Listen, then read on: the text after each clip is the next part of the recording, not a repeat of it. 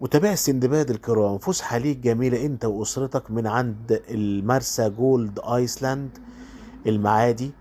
يخوت اللذيذة الجميلة دي بنركبها كده انت والاسرة وتقضي احلى رحلة نيلية من المعادي الجميلة. الرحلة رائعة ونيل مصر ساحر في منطقة المعادي.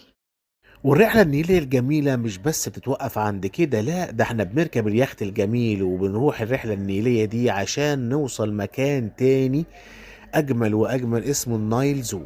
المكان ده دخلناه لقينا فيه النوافير الجميلة وترابيزات شياكة كده، وكان في العيد فكان ألعاب أطفال رائعة وكمان رسومات على الوش واحتفالات ويعني جو رائع وتحفة. ده غير كمان المكان اللي بتأكل منه الحيوانات، وكنا بنأكل اللامة الجميلة اللي احنا شايفينها دي.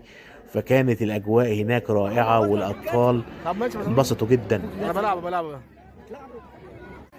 ساعات بتجيب خفيف.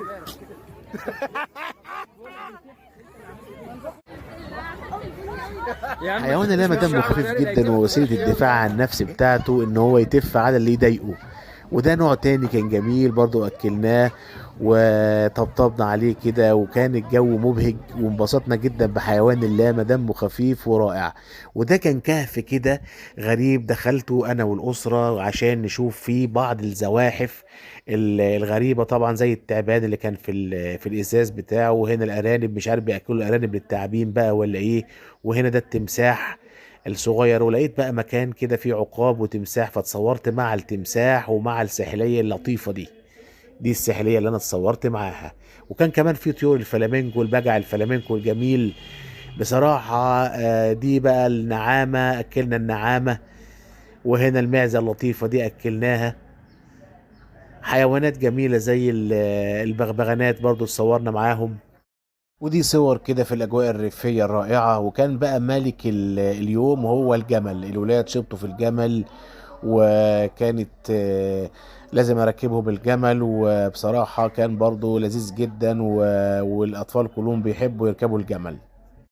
المكان فعلا جميل ويستاهل الزيارة، بندعوكم لزيارته. التيكت ب 125 جنيه من وفرها، أو 150 جنيه من عند المرسى عادي. واخيرا اصدقائنا، اتمنى يكون الفيديو عجبكم، وتنسوناش باللايك والشير وتعليق برايكم. وشكرا جزيلا، سلام عليكم.